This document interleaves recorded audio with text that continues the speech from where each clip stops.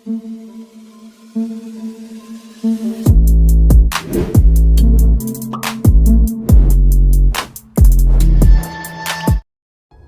दोस्तों, scary story official में आप सबका स्वागत है। आज की कहानी की तरफ बढ़ने से पहले चैनल को सब्सक्राइब कर लीजिए और अगर कहानी अच्छी लगती है तो प्लीज़ लाइक एंड कमेंट करना मत भूलिएगा। दोस्तों, आज पहाड़ों की ऐसी भूतिया कहानी लेकर आई हूँ जो कि बहुत ही ज़्यादा डरावनी है।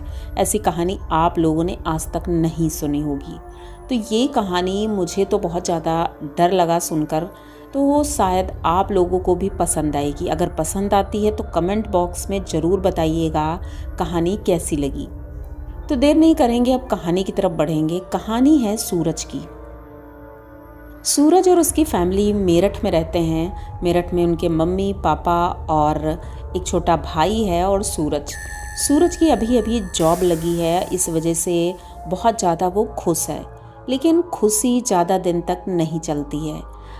उनके गांव से फ़ोन आता है। सूरज का गांव उत्तराखंड का रहने वाले हैं ये लोग, तो वहाँ के एक छोटे से गांव में रहने वाले हैं। तो वहाँ पर उनके दादी और बाबा और एक चाचा हैं जो कि रहते हैं।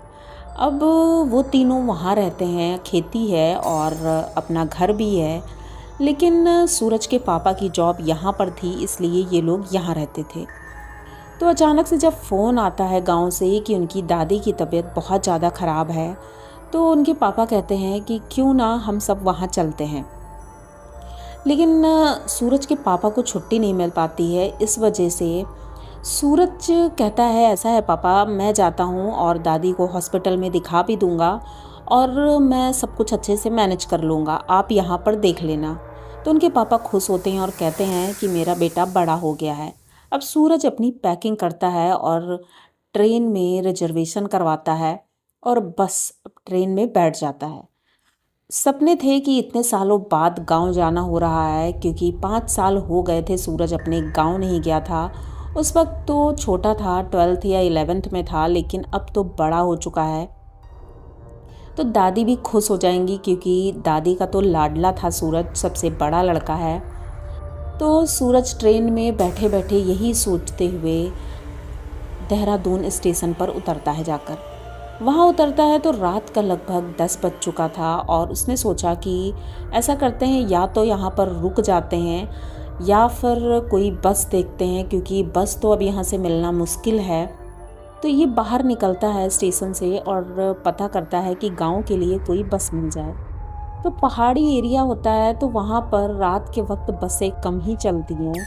तो उसने देखा कि एक 4 व्हीलर थी और जो वहाँ पर थोड़ी थोड़ी जाया करती थी, इक्का दुक्का जाती थी। तो उनसे ये बात करता है और कहता है कि मुझे मेरे उस गांव में जाना है।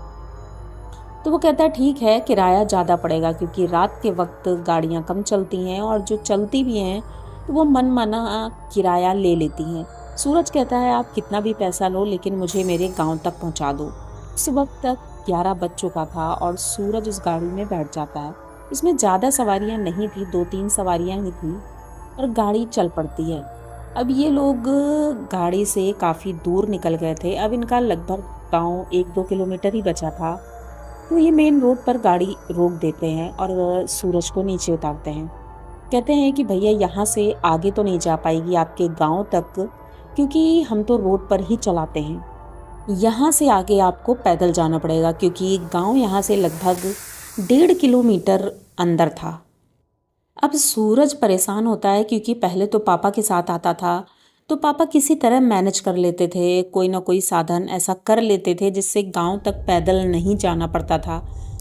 और अक्सर ये लोग दिन में आते थे, लेकिन इस बार पहली बार ये रात में आए थे। इस वक्त लगभग 1 बज चुका था। अब 1 बजे इतनी रात को वहाँ जाने के लिए थोड़ा सा जिगरा भी चाहिए, क्योंकि पहाड़ी एरिया है, सन्नाटा तो वैसे ही रहता है और रास्ता भी पथरीला है। इसने अपने बैग से टॉर्च निकाली, क्योंकि पापा ने पहले ही बोला था कि देर हो जाएगी तो टॉर्च लेकर जाना, क्योंकि मोबाइल की रोशनी से इतना क्लियर नहीं दिखता है।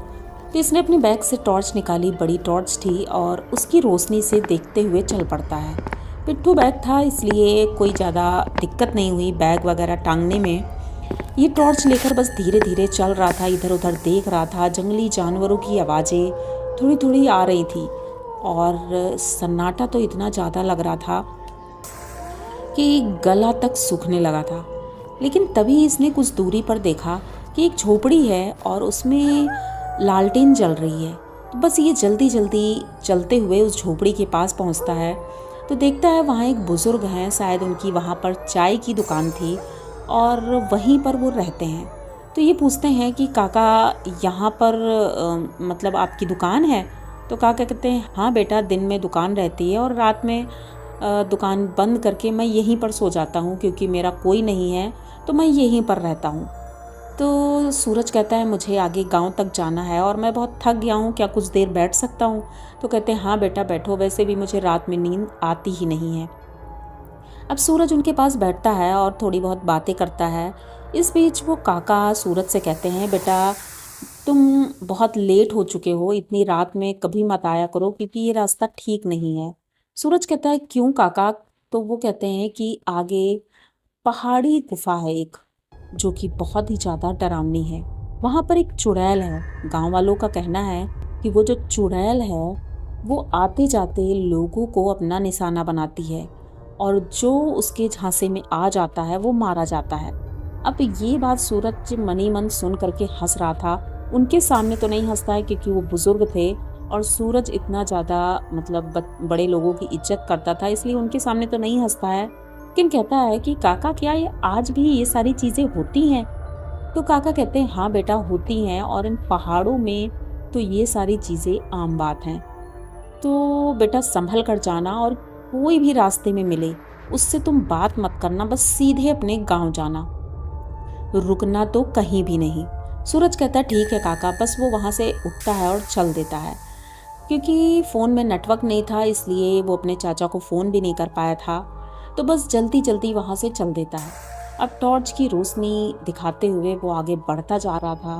अपने गांव पहुँचने ही वाला था कि तभी एक बहुत बड़ा सा पेड़ था। उस पेड़ के नीचे ये थोड़ी देर रुकता है क्योंकि इसे लगा कि शायद फ़ोन बजा है, शायद किसी का फ़ोन आया है। लेकिन जब फ़ोन निकाल कर देखता है तो वो तो स्विच ऑफ था, मतलब बैटरी ख़त्म हो गई थी। तो फिर घंटी की आवाज़ कहाँ से आई? फिर सोचता है शायद मेरा ऐसे ही लग रहा होगा कि फ़ोन की आदत हो गई है, तो मुझे ऐसा लग रहा है फ़ोन बज रहा है। बस ये चलने लगता है तभी किसी के रोने की आवाज़ आती है। अब ये इधर उधर देखता है टॉर्च से तो कोई दिखता नहीं है। कुछ दूरी पर एक औरत है, बूढ़ी औरत है, वो बैठे रो रही है। अब ये सोचता है बेचारी कोई बुज़ुर्ग है, शायद यहाँ जंगल में फंस गई है और रो रही है।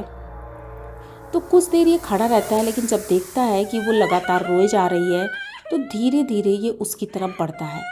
उसकी तरफ बढ़ तो रहा था लेकिन वो बूढ़े काका की बात भी से याद आई कि रास्ते में कहीं रुकना नहीं और किसी अजनबी से बात मत करना। लेकिन फिर भी इसने सोचा कि वो भी बुज़ुर्ग औरत है और हमें हेल्प करनी चाहिए। पापा ने यही सिखाया है कि हमें लोगों की हेल्प करनी चाहिए। तो ये बूढ़ी औरत के पास पहुंचता है और कहता है कि काकी क्या हुआ, तुम यहाँ रो क्यों रही हो और अपने घर चली जाओ। अगर नहीं रास्ता पता है तो मैं आपकी हेल्प करता हूँ, मैं आपकी क्या हेल्प कर सकता हूँ ये आप मुझे बता दो। वो कुछ देर तो चुप रहती है, उसके बाद अपना चेहरा उठाती है। उससे कहती है कि बेटा मेरा घर आगे ही है पर मेरे पैर में चोट लगी है और मैं जा नहीं सकती हूँ। तो कहता है अच्छा इतनी सी बात है, चलिए मैं आपको आपके घर तक छोड़ देता हूँ। अब ये कंधे में वो हाथ रखती है इनके और सूरज उन्हें संभालते हुए धीरे धीरे चल देते हैं। वो कंधे में हाथ जो रखी थी तो उसके पहले तो गले तक ही पहुंच रहा था क्योंकि सूरज लंबा था, लेकिन धीरे धीरे उसके हाथों की लंबाई बढ़ रही थी। अब वो हाथ उसका दूसरी तरफ गले से नीचे तक लटकने लगा था। उसके नेल्स इतने बड़े बड़े थे। सूरज की जब निगाह पड़ती है उस हाथ पर वो एकदम से डर जाता है, लेकिन अब वो कुछ कर नहीं सकता था क्योंकि उस औरत का हाथ उसके गले में था। अब वो धीरे धीरे चल रहा था और नीचे देख रहा था तो उस औरत के पैर उल्टे थे। अब वो समझ चुका था कि शायद काका की बात बिल्कुल सही है और मैं अब बहुत बुरी तरह से फंस गया हूँ। यहाँ से निकलना भी मुश्किल है क्योंकि उसके चंगुल में फंसा हुआ हूँ। तो ये बस उसके साथ साथ चलता जाता है। तभी सामने एक गुफा आती है। पहाड़ों के बीच में एक गुफा जैसा बना हुआ था, उसके अंदर एक लालटेन की रोशनी दिखाई दे रही थी। तो वो औरत कहती है, बेटा मुझे बस यहीं तक जाना है अंदर, और ये मेरा घर है, आओ कुछ देर तुम भी बैठ जाओ। तो कहता नहीं काकी, बस आप जाइए और मैं अब चलता हूँ, क्योंकि मुझे भी मेरे गाँव जाना है।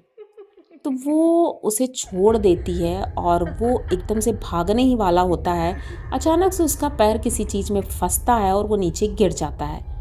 तभी वो जब पीछे मुड़कर देखता है तो वो औरत की लंबाई बढ़ चुकी थी और वो इतनी बुरी तरह से हंस रही थी और कह रही थी कि बेटा तुम तो बहुत बुरी तरह से फंस गए हो, आज तो मैं तुम्हें अपना भोजन बनाऊंगी। ये सुनते ही सूरज बहुत ज़्यादा डर जाता है और देखता है कि उसके आसपास और भी लोग खड़े हैं। कुछ लोग जमीन में रेंग रहे हैं। ये देख करके सूरज बहुत ज़्यादा डर जाता है, लेकिन उसकी हिम्मत नहीं हो रही थी कि वहाँ से उठकर वो कैसे भागे, क्योंकि वो लोग धीरे धीरे सूरज की तरफ बढ़ रहे थे। सूरज बहुत ज़्यादा डर जाता है और बस ये सोचता है कि अब मैं किसी तरह अपने गांव पहुंच जाऊं। लेकिन जैसे ही उठ के चलने वाला होता है, अचानक से गिर जाता है, जैसे कोई शक्ति है जो उन्हें अपनी तरफ खींच रही है। अब वो औरत धीरे धीरे अपनी गुफा की तरफ बढ़ रही थी और जब वो अपनी गुफा की तरफ बढ़ रही थी तो सूरज पता नहीं क्यों अचानक से उठकर खड़ा होता है और उसके पीछे पीछे चल देता है। वो उसके गुफा के अंदर जाता है। वहाँ देखता है कि वहाँ इतने सारे लोग हैं जो जश्न मना रहे हैं, जैसे कोई पार्टी हो, कुछ फंक्शन हो। अब ये औरत वहाँ एक गद्दी पर जाकर बैठ जाती है और इसकी तरफ देखती है और कहती है, आज का भोजन ये है। अब लोग आते हैं, इसको पकड़ते हैं और पकड़कर ले जाने लगते हैं। सूरज उनसे बहुत मिन्नतें करता है कि मुझे छोड़ दो, मुझे छोड़ दो, लेकिन उसे कोई छोड़ने वाला था ही नहीं, क्योंकि वो तो आज का भोजन था। लेकिन तभी सूरज के मन में आता है कि उसे तो हनुमान चालीसा आती है और हनुमान जी इन सब चीज़ों से बहुत आसानी से हमें बचा सकते हैं। बस वो मन ही मन हनुमान चालीसा पढ़ना शुरू करता है। जैसे ही हनुमान चालीसा पढ़ना शुरू करता है, एक एक करके वो सभी लोग सूरज का हाथ छोड़ देते हैं। सूरज बस वहाँ से तुरंत भागना शुरू करता है और भागते हुए सीधे उस एरिए से बाहर निकलता है। वो वहीं पहुँचता है जो वो पेड़ था जहाँ पर वो पहले खड़ा था। वहाँ जा करके पहले तो अपनी सांसें थामता है। जब पीछे मुड़कर देखता है तो वो औरत अभी भी अपनी गुफा के बाहर खड़ी थी और इतनी गुस्से में दिख रही थी कि जैसे लग रहा था कि वो अभी इसको जिंदा खा जाएगी। सूरज इतना ज़्यादा डर चुका था कि वहाँ से बस सीधे भागते हुए अपने गांव पहुँचता है। जब गांव पहुँचता है तो गांव में बहुत सन्नाटा था, क्योंकि रात इतनी हो चुकी थी, लगभग 2:30 बज चुका था और गांव में सभी सो चुके थे। तो ये जाता है अपने घर का दरवाज़ा नॉक करता है, तो उनके चाचा जी दरवाज़ा खोलते हैं और सूरज की हालत देख करके वो बहुत ज़्यादा परेशान हो जाते हैं। सूरज से पूछते हैं तो पहले तो सूरज बताने की स्थिति में ही नहीं था। तो उनके चाचा पानी लेकर आते हैं, सूरज को पानी देते हैं। उसके बाद जब पूछते हैं तो सूरज पूरी बात उनको बताता है। उनके चाचा कहते हैं, बेटा ये तो भगवान की ही कृपा है कि तुम बच गए हो, वरना उस चुड़ैल के हाथों से कोई बच नहीं सकता है। कहते हैं वो चुड़ैल लगभग 50 या 100 सालों से वहाँ रह रही है और लोगों को अपना निशाना बनाती है। शाम के बाद कोई भी उधर से गुजरता नहीं है। मैंने तो पहले ही कहा था कि बेटा तुम शाम को मत आना, क्योंकि ये रास्ता ठीक नहीं है। तो कहता हाँ चाचा, वो काका ने भी बोला था, लेकिन मुझे नहीं लगा था कि ऐसा कुछ होता है। लेकिन आज मुझे ये सारी चीज़ें देखने के बाद विश्वास हुआ कि हाँ वाकई में ये सारी चीज़ें होती हैं। वहाँ जाने के बाद उनके चाचा उसे नाश्ता वास्ता करवाते हैं, थोड़ा सा उसे कूल करते हैं कि बेटा नॉर्मल रहो थोड़ा। उसके बाद सुबह होते ही वहाँ के मंदिर जाते हैं और वो लोग मत्था टेकते हैं, पूजा करते हैं। सूरज अपनी दादी को लेकर हॉस्पिटल भी जाता है, उनका इलाज करवाता है। उसके बाद वो दिन में ही वहाँ से निकल जाता है। चाचा जी उन्हें रेलवे स्टेशन तक छोड़ने गए थे और उससे कहा था, बेटा दोबारा कभी भी रात के वक्त मत आना। सूरज डरते हुए किसी तरह ट्रेन में बैठता है और इन यादों के साथ अपने घर पहुंचता है। अपने घर वालों को भी पूरी बात बताता है। उनके घर वाले तो बहुत ज़्यादा डर गए थे, लेकिन सूरज ने कहा कि मैं सही सलामत वापस आया हूँ। जो कि आज तक किसी के साथ नहीं हुआ है। हनुमान जी की कृपा थी जो मैं अच्छे से वापस आ गया हूँ। तो सूरज की ये कहानी आप लोगों को कैसी लगी? अगर अच्छी लगी हो तो प्लीज़ चैनल को सब्सक्राइब करिए, लाइक कमेंट करिए, शेयर करिए और बने रहिए हमारे साथ। मिलते हैं फिर किसी नई कहानी में, तब तक के लिए डरते रहिए।